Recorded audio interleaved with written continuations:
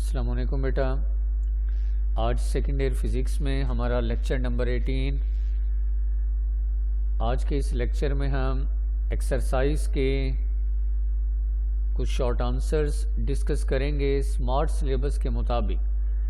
इस 19 चैप्टर में बेटा वैसे तो टोटल 27 शॉर्ट आंसर थे एक्सरसाइज के, लेकिन स्मार्ट सिलेबस के मुताबिक सिर्फ हम वही शॉर्ट आंसर डिस्कस करेंगे। तो आज सबसे पहला एक्सरसाइज का शॉर्ट 19.5। अल्फाज पर गौर करें बेटा। 19.5 since mass is a form of energy. आप तमाम जानते हैं मैस एनर्जी की एक शक्ल। एनर्जी को मैस में, मैस को एनर्जी में कन्वर्ट किया जा सकता है। सो लिखता है mass is a form of energy. Can we conclude that, क्या हम ये नतीजा अखज़ कर सकते हैं। अंडरलाइन कंप्रेस्ड स्प्रिंग, एक स्प्रिंग जो दबा हुआ है, compressed spring has more mass, रखता है ज़्यादा मैस। ब्लॉक करें more mass. Underline compressed spring, एक स्प्रिंग जो दबा हुआ है ये रखता है मोर मैस, ज़्यादा मैस रखता है। देन द सेम, उसी स्प्रिंग से when it is not compressed, जब वो कंप्रेस नहीं था, जब वो कंप्रेस्ड नहीं था। पहले बताया गया कि मैस एनर्जी की एक शक्ल है। फिर कहता है कैन वी कंक्लूड, क्या आप ये नतीजा अखज़ कर सकते हो कि कंप्रेस्ड स्प्रिंग, एक स्प्रिंग जो दबा हुआ है, दबा हुआ स्प्रिंग रखता है मोर मैस, ज़्यादा मैस, उसी ही सेम स्प्रिंग के निस्बत जब वो कंप्रेस्ड नहीं था। तो बेटा आंसर अंडरलाइन हाईलाइट कर लें यस। तो इस सवाल का जवाब है yes, compressed spring will more mass, block कर दें more mass than uncompressed spring. कहते हैं जी ये बात बिल्कुल दुरुस्त है कि कंप्रेस्ड स्प्रिंग रखता है ज़्यादा मैस, सेम उसी ही स्प्रिंग से जब वो अनकंप्रेस्ड था। तो लॉजिक रीज़न देखें, आसान सी बात है। याद आपने यही आंसर करना है जो आप वीडियो में देख रहे हैं, स्कॉलर पब्लिशर की बुक में या कॉलेज फिजिक्स या कोई भी किताब से आप याद कर सकते हैं। देखिए आसान सा कॉन्सेप्ट है। आपने स्प्रिंग को कंप्रेस करना है। जब आप कंप्रेस करेंगे जाहिर बात है आपको वर्क करना है। स्प्रिंग को दबाने के लिए आपको वर्क करना है। Work is a form of energy. तो आपने वर्क किया, वर्क यानी कि आपने एनर्जी खर्च की। स्प्रिंग को दबाने के लिए आपने एनर्जी को खर्च किया। अब जो एनर्जी है, एनर्जी एल्बर्ट आइंस्टाइन के फार्मूले के मुताबिक एनर्जी मैस में कन्वर्ट। तो जो आपने वर्क किया, एनर्जी खर्च की, एनर्जी कन्वर्ट हुई मैस में। स्प्रिंग का अपना ज़ाती मैस भी था, साथ में एनर्जी भी मैस में कन्वर्ट हुई। तो टोटल मैस ज़्यादा हो गया कंप्रेस्ड स्प्रिंग का। तो एक्सप्लेनेशन में देखें, work done in compressing the spring, spring को दबाने के लिए आपने वर्क किया, ये वर्क कन्वर्ट हुआ एनर्जी में। आइंस्टाइन के मैस एनर्जी रिलेशन के मुताबिक delta E equal delta m c square, energy convert हुई मैस में। The increase in energy, energy में इजाफा, मैस में इजाफा। लेकिन यहाँ याद रखें delta E very small, spring को दबाने के लिए आपने जो एनर्जी वर्क किया, जो एनर्जी वो वेरी स्मॉल है, तो मैस में भी चेंज वेरी स्मॉल आएगा। ठीक है जी। तो ये बात बिल्कुल दुरुस्त है। स्प्रिंग का अपना मैस भी था। जब आपने स्प्रिंग को कंप्रेस किया, आपने वर्क किया, एनर्जी खर्च की, एनर्जी मैस में कन्वर्ट, स्प्रिंग का अपना मैस, साथ में एनर्जी भी मैस में कन्वर्ट। तो overall total mess compressed spring का मोर ज़्यादा है अनकंप्रेस्ड स्प्रिंग के निस्बत। नेक्स्ट क्वेश्चन नंबर 6 पर आए। As a solid is heated, जब आप किसी ठोस को हीटेड गर्म करें, बिगिन टू ग्लो, ये चमकना शुरू करें। यानी जब भी आप किसी सॉलिड को हीट अप करो, किसी सॉलिड रॉड को, सलाख को गर्म करें, चमकना शुरू करता है। Why does it first appear red, block करें रेड, पहले रेड कलर ही क्यों। यानी एक सॉलिड है, रॉड है, उसे आप हीट अप गर्म करें तो जैसे वो गर्म होना शुरू होगा, पहले रेड कलर का फ्लेम, पहले वो आपका जो सॉलिड है, रॉड है, वो बेटा गर्म होने पर पहले रेड कलर ही शो करेगा। वजह क्या वजह है, रेड कलर ही पहले क्यों, तो उसकी वजह देखिए हम जानते हैं जब भी हम किसी सॉलिड को हीटअप करेंगे तो वो रेडिएशन एमिट करता है। ब्लैक बॉडी अगर टॉपिक याद हो, nature of the radiation depend करता है टेम्परेचर पर। आपको ये भी याद होगा टेम्परेचर और वेवलेंथ एक दूसरे के इनवर्स हैं। अब जब आप सॉलिड को हीटअप करोगे, शुरू में टेम्परेचर कम तो वेवलेंथ ज़्यादा। अब किस कलर की वेवलेंथ ज़्यादा? रेड कलर, लाइट रेडिएशन है ना, लाइट रेडिएशन 7 कलर हैं, तो 7 कलर में जिस कलर की वेवलेंथ सबसे ज़्यादा है वो रेड कलर है, इसलिए हमें पहले रेड कलर नज़र आता है। तो रीज़न अब सुन लें, हाईलाइट करें। Nature of radiation emitted by hot body. कोई भी हॉट बॉडी जो रेडिएशन एमिट करता है वो डिपेंड करती है टेम्परेचर पर। टेम्परेचर, और यहाँ ये याद रखें टेम्परेचर और वेवलेंथ एक दूसरे के इनवर्सली हैं।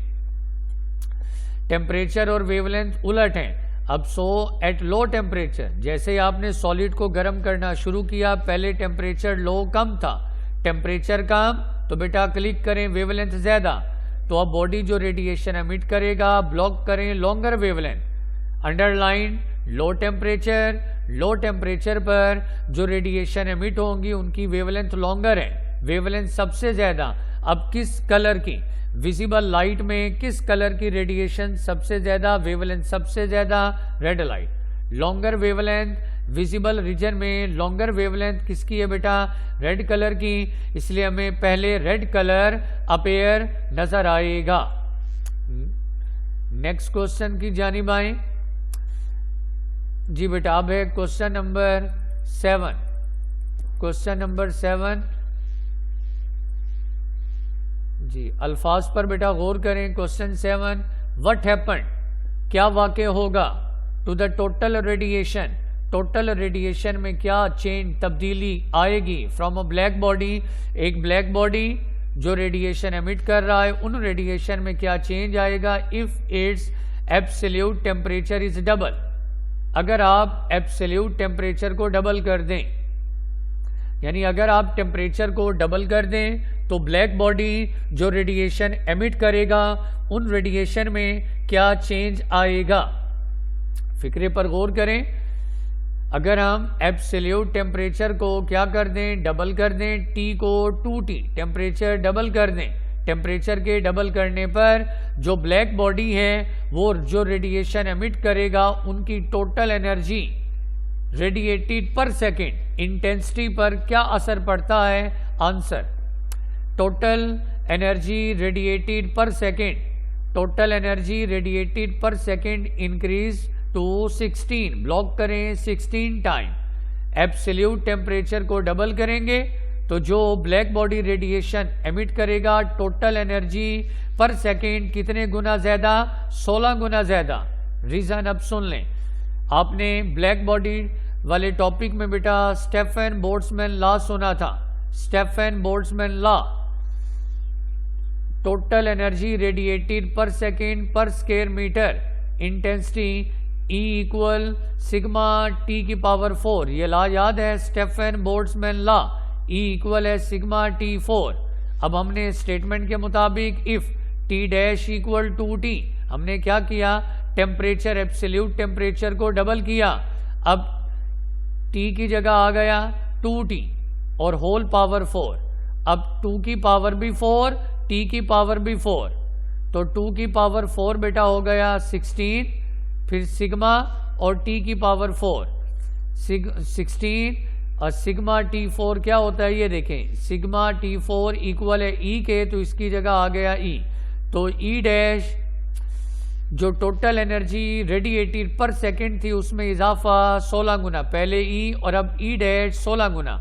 तो अगर आप टेम्परेचर को बेटा डबल कर देंगे तो T की जगह आपने 2T, ओके, अब 2 की पावर भी 4 और T की पावर भी 4, तो 2 की पावर 4 क्या हुआ? 16, एनर्जी में इजाफा 16 गुना।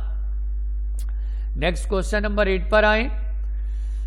A beam of red light, underline red light, and a beam of blue light, underline blue light. दो लाइट्स हैं, एक बेटा रेड लाइट है और एक आपके पास ब्लू लाइट। कितनी लाइट है आपके पास? दो, एक रेड लाइट और एक ब्लू लाइट। हाँ जी, underline have exactly same energy, block कर दें। पहली शर्त, दोनों की एनर्जी सेम। दो कलर की लाइट, एक रेड लाइट और एक ब्लू लाइट, दोनों की बेटा ब्लॉक करें, एनर्जी सेम है। Which beam contain greater number of photon, आपने बताना है किस लाइट में, रेड या ब्लू, किस लाइट में, कौन सी लाइट रखती है ग्रेटर नंबर ऑफ फोटोन, किसमें फोटोन की तादाद ज्यादा है, किस बीम के अंदर फोटोन की तादाद ज्यादा है। तो answer, beam of red light contain greater number of photon. Block कर दें आंसर, रेड लाइट रखती है ज्यादा नंबर ऑफ फोटोन। फोटोन की तादाद किस लाइट में ज्यादा है, रेड लाइट।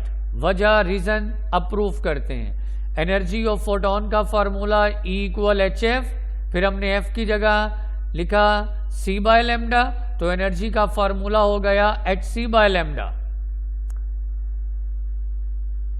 एनर्जी का फार्मूला जी बेटा E = hf, ये फोटोन की एनर्जी है फ्रीक्वेंसी की शक्ल में, और वेवलेंथ में hc/λ, एनर्जी ऑफ फोटोन। अब क्योंकि जर्नल है, En = nhc/λ, n है नंबर ऑफ फोटोन जर्नल के लिए। एक फोटोन के लिए एनर्जी था hc/λ, क्योंकि n फोटोन है तो En हो जाएगा = nhc/λ। अब क्योंकि हमने नंबर ऑफ फोटोन n मालूम करना है, n यहाँ रहने दें, बाकी सब इधर लाएं। लैम्डा डिवाइड, इधर आकर मल्टीप्लाई, hc मल्टीप्लाई, इधर आकर डिवाइड, तो n इक्वल हो गया En λ/hc। अब स्टेटमेंट के मुताबिक h भी कांस्टेंट, c भी कांस्टेंट, और यहाँ ब्लॉक करें, क्या कहा था स्टेटमेंट में था, सेम एनर्जी भी कांस्टेंट। EHC ये सारे सेम है, ये सब कांस्टेंट है, इन सब की जगह कांस्टेंट, तो n equal constant lambda, equality और कांस्टेंट की जगह प्रोपोर्शनैलिटी, तो n डायरेक्टली है लैम्डा के, n number of photon directly है लैम्डा के, फोटोन की तादाद डायरेक्टली प्रोपोर्शनल है बेटा वेवलेंथ के। कितने नंबर ऑफ फोटोन है, number of photon directly proportional wavelength के। अब पूछा गया था रेड और ब्लू में बताएं किस में फोटोन की तादाद ज्यादा है, तो नंबर ऑफ फोटोन डायरेक्टली है वेवलेंथ के। जिस लाइट की वेवलेंथ ज्यादा, उस लाइट में ज्यादा नंबर ऑफ फोटोन। तो बेटा आप जानते हो रेड लाइट की वेवलेंथ ज्यादा है ब्लू लाइट, क्योंकि विजिबल रीजन में रेड और ब्लू, रेड कलर की लाइट इसकी वेवलेंथ सबसे ज्यादा, ब्लू की वेवलेंथ सबसे कम। अब क्योंकि रेड लाइट की वेवलेंथ सबसे ज्यादा, वेवलेंथ ज्यादा, तो नंबर ऑफ फोटोन भी ज्यादा। So red beam will have greater number of photon. तो रिजल्ट आपके सामने है, रेड लाइट की वेवलेंथ ज्यादा है ब्लू की निस्बत, तो इस रिलेशन के मुताबिक वेवलेंथ ज्यादा तो नंबर ऑफ फोटोन भी ज्यादा। Red beam will have greater number of photon. इसके बाद अब हम आए क्वेश्चन नंबर 9 की जानिब। Question number 9, which photon, red, green, blue, 3 colour अब शो किए गए। इस क्वेश्चन में अब कितने कलर हैं बेटा, 3। Which photon, red, green, blue, 3 photon carry most energy and momentum. Most energy and momentum, एक रेड लाइट है, एक ग्रीन है और एक ब्लू, 3 कलर के फोटोन है carry most energy and momentum. आपने बताना है इन 3 कलर में कौन से फोटोन ऐसे हैं जो रखते हैं ज्यादा एनर्जी और मोमेंटम। ज्यादा एनर्जी और ज्यादा मोमेंटम कौन सा फोटोन रखता है जी, एनर्जी और मोमेंटम कौन सा फोटोन रखता है ज्यादा एनर्जी ज्यादा मोमेंटम। तो रेड, ब्लू और ग्रीन, इन 3 कलर में आंसर बेटा highlight, blue light has most energy and momentum. Block करें ब्लू लाइट के जो फोटोन हैं ये रखते हैं मोस्ट एनर्जी एंड मोमेंटम। ज्यादा एनर्जी और मोमेंटम किस लाइट में, blue light. Formula energy and momentum of photon, photon की एनर्जी का फार्मूला ब्लॉक करें, E इक्वल hc बटा लैम्डा, और मोमेंटम का फार्मूला फोटोन का momentum P equal h by lambda.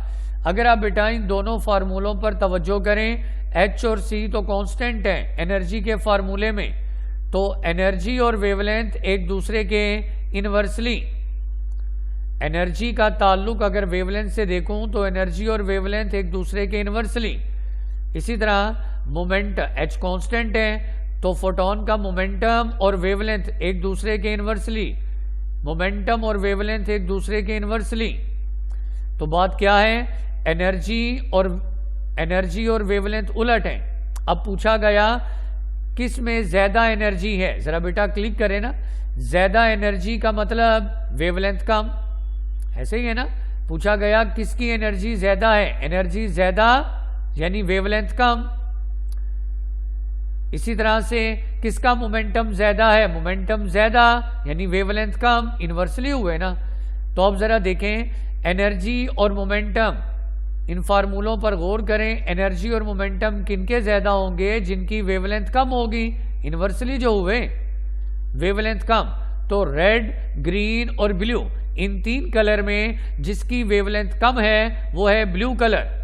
तो answer highlight, blue photon has shorter wavelength. इन तीन कलर में सबसे कम वेवलेंथ किस कलर की है, ब्लू। ब्लू लाइट के जो फोटोन है ये रखते हैं shorter wavelength, blue photon shorter wavelength. अब क्योंकि वेवलेंथ कम है तो एनर्जी ज्यादा, इनवर्सली जो हुए। So according to the above equation it carry most energy and momentum. Blue light की वेवलेंथ सबसे कम तो एनर्जी सबसे ज्यादा, ब्लू लाइट की वेवलेंथ सबसे कम तो मोमेंटम सबसे ज्यादा। तो मोस्ट एनर्जी एंड मोमेंटम कौन से कलर का फोटोन रखता है, ब्लॉक करें ब्लू लाइट। इसके बाद बेटा नेक्स्ट क्वेश्चन नंबर 10 है, which has lower energy quanta. बताएं किस में कम एनर्जी कम है, लो एनर्जी क्वांटा किस में एनर्जी कम है। रेडियो वेव्स और एक्स रेज, दो हैं, रेडियो वेव्स और एक्स रेज, बताओ इनमें किस में एनर्जी कम है। तो आंसर ब्लॉक करें, radio waves have lower energy quanta. Radio waves रखता है कम एनर्जी,